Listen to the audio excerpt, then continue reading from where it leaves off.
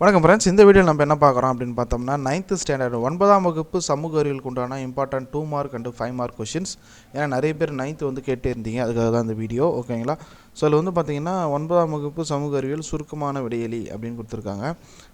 So சுருக்கமாக விடையலி அப்படின்னு பார்த்தோம்னா உங்களுக்கு கொஷின்ஸ் இதில் இருக்குது. ஓகேங்களா? இதில் இருக்கிறத நல்லா பார்த்துட்டீங்க அப்படின்னா கண்டிப்பாக வந்து உங்களுக்கு யூஸ்ஃபுல்லாக இருக்கும். ஸோ அதுக்கப்புறம் விரிவாக விடையளிக்கவும். ஓகேங்களா? 2 மார்க் வந்து 2 மார்க் மட்டுமே ஒரு 110 கொஷின் இருக்குது.